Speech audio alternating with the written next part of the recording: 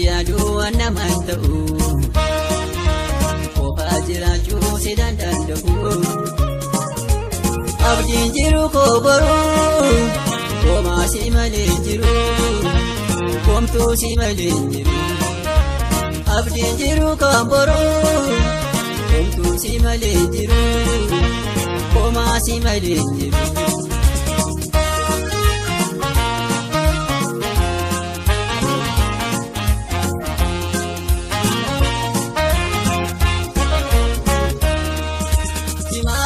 Tina kalbiiko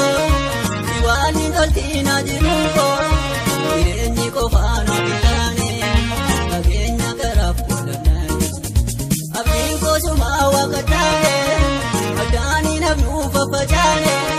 dhufiinsi dhufaa kaabiyyaani walii agarsiisanii ormaan fedhee dhadhoosi malee naa gaafatu hirbuun qabu. Ormaan fedhuu dhadhoosi dhala naafoosumaa ifiin jaalale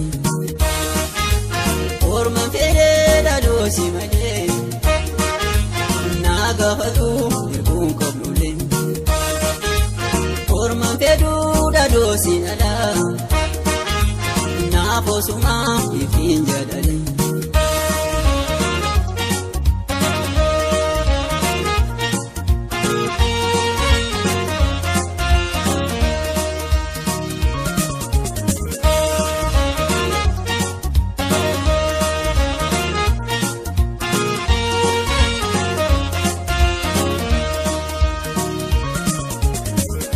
Siyaaduu namaan ta'u qofaa jiraachuu si danda'u abdiin jiru koo boruu homaa si malee jiru homtuu si malee jiru abdiin jiru kan boruu homtuu si malee jiru homaa si malee jiru.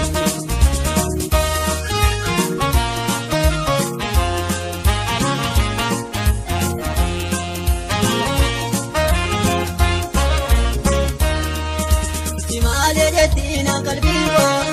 diwaani toltina jiruko jireenyi kofaana bitaane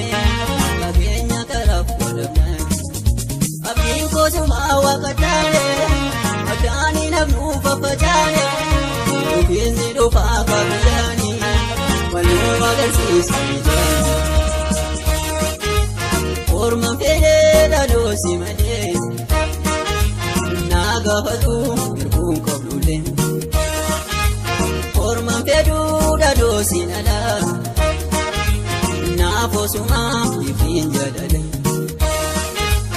ormaan fedhee dhadhoosi malee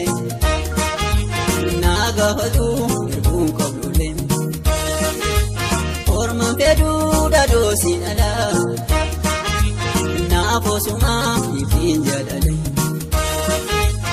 ormaan fedhee dhadhoosi malee naa gaafatu hirbuun qabnule